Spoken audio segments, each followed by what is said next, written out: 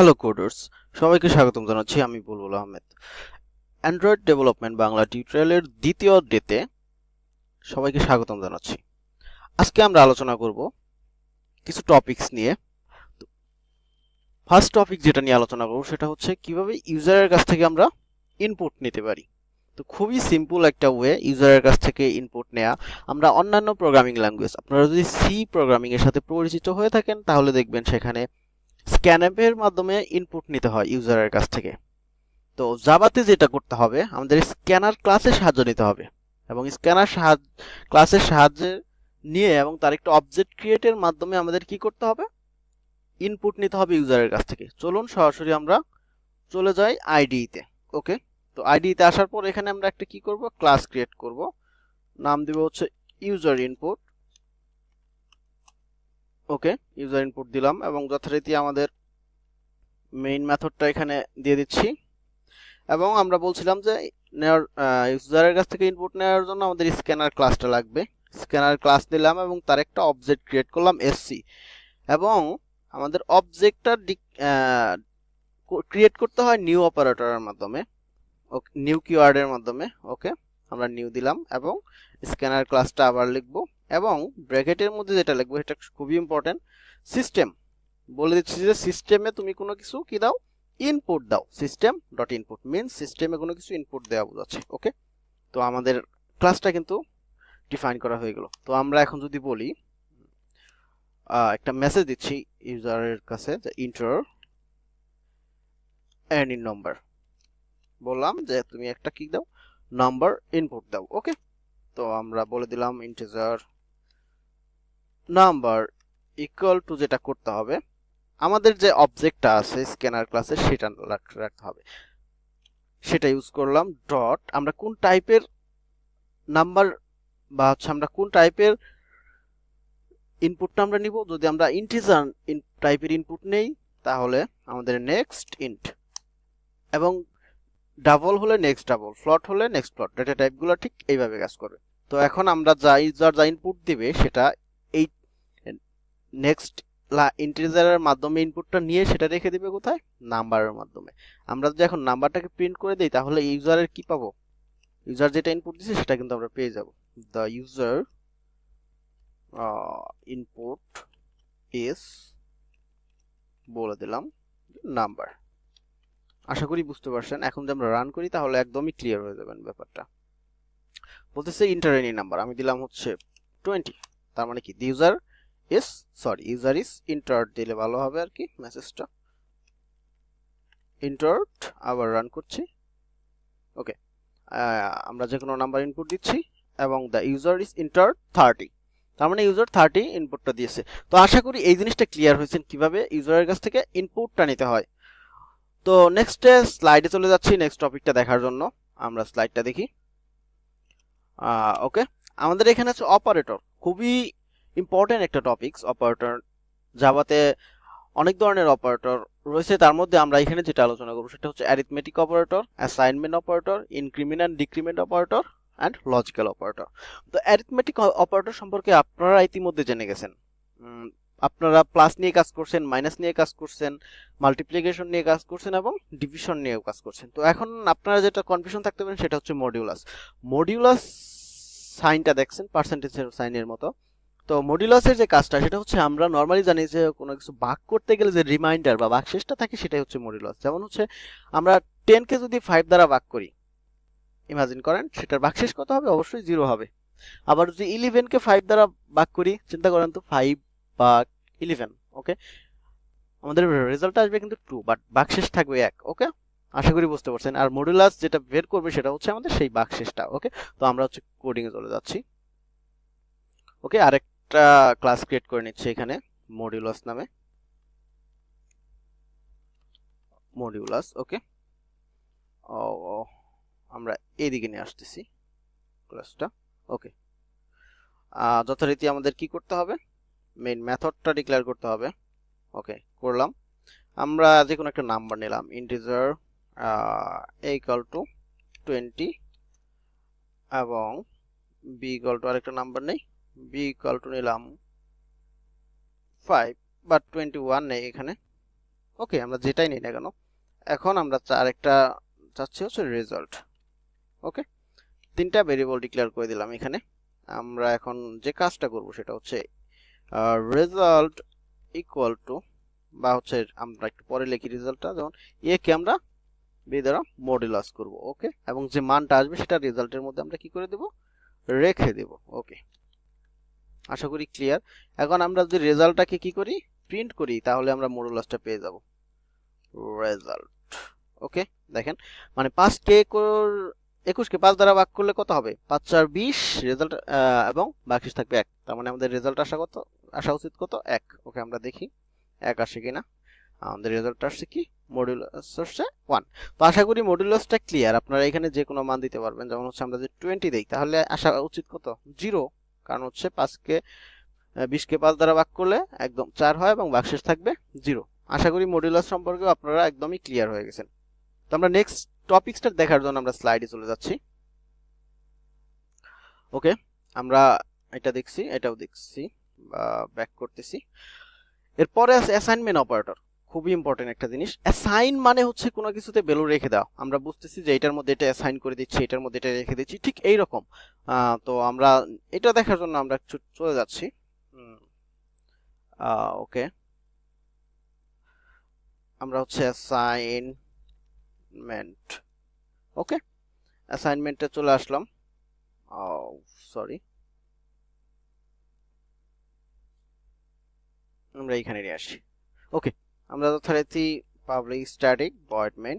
ওকে, তো এখানে আমরা ধরে নিলাম, যেমন অ্যাসাইনমেন্ট অপারেটর সম্পর্কে আপনারা এর আগেও পরিচিত। যেমন হচ্ছে ইন্টিজার a ইকুয়াল টু 20, আমরা এর মধ্যে 20টা অ্যাসাইন করে দিলাম। ওকে, এবং এখন যদি এটাকে প্রিন্ট করি, তাহলে কি পাবো, 20 পাবো। খুবই সিম্পল, দেখেন আমরা কি পাচ্ছি, 20 পাচ্ছি। তার মানে এর মধ্যে 20টা এর মধ্যে অ্যাসাইন করে দিচ্ছি, বাট a ইকুয়াল টু কিন্তু 20 না, বা হচ্ছে এর সমান কিন্তু 20 না, এর মধ্যে 20টা আমরা রেখে দিয়েছি, জাস্ট এইরকম। ওকে, আশা করি বুঝতে পারছেন। তো অ্যাসাইনমেন্ট অপারেটরটাও ক্লিয়ার হয়ে গেল। তো আমরা নেক্সট টপিকসটা দেখি। নেক্সট টপিকটা হচ্ছে ইনক্রিমেন্ট এন্ড ডিক্রিমেন্ট, খুবই ইম্পর্টেন্ট একটা জিনিস, ইনক্রিমেন্ট এবং ডিক্রিমেন্ট অপারেটর। ওকে, আমরা কোডে চলে আসি। আমি একটু দ্রুত করার চেষ্টা করতেছি। ইনক্রিমেন্ট, ওকে, আমি জাস্ট ইনক্রিমেন্টটাই নামটা দিলাম। আমাদের পাবলিক স্ট্যাটিক ভয়েড মেইন। ওকে, ইনক্রিমেন্ট বলতে বোঝানো হচ্ছে সেখানে কোনো কিছু বেড়ে যাবে, মানটা বেড়ে যাবে, এবং ডিক্রিমেন্ট মানে বোঝা যাচ্ছে সেখানে কোনো কিছু মানটা কমে যাবে। ওকে, তো যেমন হচ্ছে আমি ইন্টিজার a ইকুয়াল টু 10 দিলাম। ওকে, এবং এইখানে এটা প্লাস প্লাস করে দিলাম এবং এস আউট করে দিলাম a। তাহলে মানটা কি আসার কথা চিন্তা করেন। প্রথমে আমরা 10 দিলাম, পরের লাইনে আমরা 10টা কি করে দিলাম, একটা বাড়ায় দিলাম। তার মানে 10 a প্লাস প্লাস মিন যেটা হচ্ছে a equal to a plus 1। ওকে, আশা করি বুঝতে পারছেন। এর মানটা 1 বেড়ে যাবে। তো এখন আসার কথা 11। ওকে, দেখেন, ওকে 11 চলে আসছে। আশা করি বুঝতে পারছেন। এখন আমরা যদি মাইনাস দেই, মাইনাস দিলাম এবং রান করব, এখন আমাদের হয়ে গেছে কত, 9। মানে প্লাস প্লাস মানে 1 বেড়ে যাওয়া, মাইনাস মাইনাস মানে 1 কমে যাওয়া। এখানে আবার একটা কথা আছে, সেটা হচ্ছে আমরা এখানে জাস্ট প্লাস প্লাস দিলাম, একটা হচ্ছে পোস্ট ইনক্রিমেন্ট আর একটা হচ্ছে প্রি ইনক্রিমেন্ট। প্রি মানে হচ্ছে পূর্বে এবং পোস্ট মানে পরে। দেখেন এখানে হচ্ছে এ প্লাস প্লাস, মানে প্লাস প্লাসটা পরে আছে। এখন যদি আমরা জাস্ট এরকম লিখি এস আউট এ প্লাস প্লাস, দেখেন আমাদের নরমালি কি জানি, আমাদের ইনক্রিমেন্ট হয়ে গেছে। আসার কথা কিন্তু ছিল 11, কিন্তু 11 আসবে না, দেখেন 10 আসবে। কেন 10 আসবে, দেখেন কেন 10 আসলো। দেখেন আমাদের এখানে কিন্তু পরে ইনক্রিমেন্ট হয়েছে, আগে এর মানটা দেখাবে এবং পরে কি হবে, ইনক্রিমেন্টটা হবে। এখন যদি আমরা এর মানটা দিয়ে দেই, ইনক্রিমেন্ট কিন্তু হয়ে গেছে, এখন আমরা এটা প্রিন্ট করব, তাহলে 11 দেখাবে। দেখেন প্রথমে 10 পরে 11, এটা হচ্ছে পোস্ট ইনক্রিমেন্ট, মানে পরে ইনক্রিমেন্ট হইলো। এখন যদি এই কাজটা ঠিক আমি এরকম দিতাম, আগেই ইনক্রিমেন্ট করবে পরে মানটা দেখাবে, তাহলে দুইটাতেই 11 দেখাবে। আশা করি বুঝতে পারছেন। জাস্ট এর ডিক্রিমেন্টের ক্ষেত্রেও ঠিক সেম জিনিসটাই আপনারা অ্যাপ্লাই করবেন বাসায়। ওকে, তো এইটুকু আপনারা মেবি ক্লিয়ার। কারণ একটা হচ্ছে পোস্ট এবং একটা হচ্ছে প্রি। প্রি হচ্ছে পূর্বে ইনক্রিমেন্ট অথবা ডিক্রিমেন্ট করে দিবে, এবং পোস্ট হচ্ছে পরে ইনক্রিমেন্ট অথবা ডিক্রিমেন্ট করবে। ওকে, তো আমরা নেক্সট টপিকসে চলে যাচ্ছি স্লাইডে। ওকে, সেটা হচ্ছে লজিক্যাল অপারেটর খুবই ইম্পর্টেন্ট। লজিক্যাল অপারেটর আমরা জানি, পরিচিত এর আগেও লজিক্যাল অ্যান্ড এবং অর এর সাথে, তো সেগুলাই আমরা দেখব। যেমন আমরা এখানে বলে দিলাম যে এখন লজিক্যাল অ্যান্ড অরটা আসলে দেখার জন্য আমাদের কন্ডিশনাল স্টেটমেন্ট দেখতে হবে। তো আমরা একটু পরে দেখছি, যখন কন্ডিশনাল স্টেটমেন্টের সাথে পরিচিত হব তখন ঠিক এটা নিয়ে কথা বলবো। তো আমরা নেক্সট টপিক স্লাইডে চলে যাচ্ছি। ওকে, এটা হচ্ছে কন্ডিশনাল স্টেটমেন্ট। ওকে, আমরা এখন আসলে ওইটা নিয়ে কথা বলবো কন্ডিশনাল স্টেটমেন্টের সাথে মিলিয়ে। ওকে, এখানে কন্ডিশনাল স্টেটমেন্ট হচ্ছে ইফ, মানে শর্তমূলক কোনো কাজ। যেমন হচ্ছে আমার যদি এইটা হয় তাহলে ওইটা হবে, তুমি এইটা, যেমন হচ্ছে আজ বৃষ্টি হলে আমি বাইরে যাব, বৃষ্টি না হলে বাইরে যাব না, বা এরকম আর কি। তো আমরা হচ্ছে কোডে চলে যাচ্ছি জিনিসটা ক্লিয়ার হওয়ার জন্য। ওকে, আমি একটু দ্রুত করার চেষ্টা করছি। If else, okay, if else দিলাম এবং আমাদের পাবলিক স্ট্যাটিক ভয়েড মেইন। তো ব্যাপারটা হচ্ছে এরকম, যদি কন্ডিশন যেমন হচ্ছে integer a equal to 10 declare করে দিলাম, এখন যদি ইফ, দেখেন ইফ যদি আমার a সমান 10 হয়, a সমান কি, দেখেন এখানে কিন্তু খুবই ইম্পর্টেন্ট একটা বিষয়। যদি a সমান 10 হয়, a সমান তো 10ই, তার মানে, তাই না? দেখেন আমার একটা এরর চলে আসছে। ওই যে বলছিলাম যে আমাদের কি লজিক্যাল অপারেটর এন্ড এবং অর, এবং এটা হচ্ছে দেখেন আমাদের অ্যাসাইন করে দেওয়া আর একটা সমান। এ সমান কিন্তু এখানে 10 না, এটা হচ্ছে অ্যাসাইন করে দেওয়া। এখন আমি যদি ডাবল ইকুয়াল দেই তাইলে কি হয়ে গেল, অ্যাসাইন করে দেওয়া হলো। এখন কন্ডিশনটা হচ্ছে এ সমান যদি 10 হয় বলবে যে ওকে, আর যদি আমরা একটু রান করি, ওকে, তার মানে এ সমান কি 10, তাহলে কি রান করছে ওকে। আর যদি না হয়, না হলে ইলস কি বলবে, সে বলবে হচ্ছে রং, বলবে কি রং। ওকে, সে বলবে এখন, আর সে বলছে, সে তো বলছে ওকে, কারণ হচ্ছে আমাদের এ সমান 10। আমরা যদি বলি এ সমান 11, এখানে মানটা চেঞ্জ করে দেই, বলছে কি রং, কারণ এ সমান 11, আমাদের মেইন মান কি, এর মধ্যে 10 অ্যাসাইন করে দিছি। তো আশা করি এইটুকু বুঝতে পারছেন। এবং আরো যদি আমরা কন্ডিশন দিতে চাই তাহলে কিন্তু আরো দিতে পারবো। যেমন আমি বললাম যে হচ্ছে আরো একটা কন্ডিশন দিব, সেটা হচ্ছে ইলস ইফ এর মাধ্যমে এখানে আরো কন্ডিশন দিতে পারবো। সেটা হচ্ছে যদি আমরা বলে দিচ্ছি a equal to 12 হয়, তাহলে কি বলবে, সে বলবে যে ইটস ওকে, ওকে, এবং এটা বলবে ইটস ওকে। আমাদের এখানে 12 দিচ্ছি, এবং যদি কোনোটাই না হয় তাহলে আমাদের ইলস কাজ করবে, যে বলবে সে আসলে রং ইনপুট দিছো তুমি সবগুলাই। ওকে, বলবে কি রং। ওকে, তো আমরা রান করি। আমাদের টোটাল এখন আছে কত, 12। 12 সমান হচ্ছে আমাদের কি, আসলে মেইনলি আমাদের ইনপুট দেওয়া আছে 10, সেই জন্য সে কি আসছে 10 দিলে হচ্ছে আমাদের 12 দিলে এটা প্রিন্ট হওয়ার কথা, সরি এখানে আমরা 13 দিচ্ছি। 12 দিলে এটা প্রিন্ট হওয়ার কথা, 13 দিলে এটা প্রিন্ট হওয়ার কথা, বাট কোনোটা যদি না মিলে তাহলে এটা প্রিন্ট হবে। আমাদের কোনোটাই মিলে নাই, যার ফলে আমাদের রং প্রিন্ট হয়েছে। আমরা যদি এখানে 13 দেই তাহলে কি কোনটা প্রিন্ট হওয়ার কথা বলেন তো, আমাদের এর মাঠে যদি 13 হয় তাহলে প্রিন্ট হওয়ার কথা ইটস ওকে, তার মানে আমাদের প্রিন্ট হয়েছে ইটস ওকে। তার মানে এটা একটা ইফ স্টেটমেন্ট বা ইফ ইলস বা ইলস ইফ ঠিক এইভাবেই কাজ করে। তো আশা করি এই জিনিসটা বুঝতে পারছেন।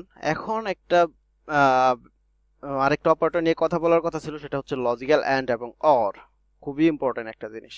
ওকে, এখন এন্ড বলতে হচ্ছে আমাদের দুইটা কন্ডিশনই সত্য হইতে হবে। ওকে, আমরা জাস্ট স্টেপ বাই স্টেপ দেখবো। যেমন হচ্ছে ইফ, আমরা এখানে আরেকটা মান দিচ্ছি, ইন্টিজার জাস্ট দিয়ে নিলাম, সমস্যা নাই, b equal to 20। ওকে, একটু বোঝার চেষ্টা করেন। যদি আমাদের if a equal to 13 এবং b equal to 20, এখানে দুইটা কন্ডিশন কিন্তু সত্য, তাইলে শুধু আমাদের লজিক্যাল এন্ডটা কাজ করবে, এস আউট ওকে, এবং না হলে কি করবে না, এটা রং দেখাবে, হচ্ছে রং।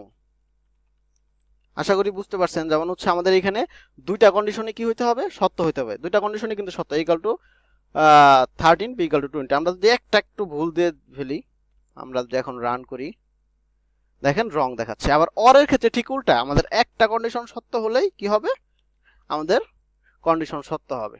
যেমন হচ্ছে দেখেন ট্রু দেখাচ্ছে, কারণ হচ্ছে এই b equal to 20 এটা সত্য, বাট এটা সত্য নয়। ওকে, আশা করি বুঝতে পারছেন সবাই।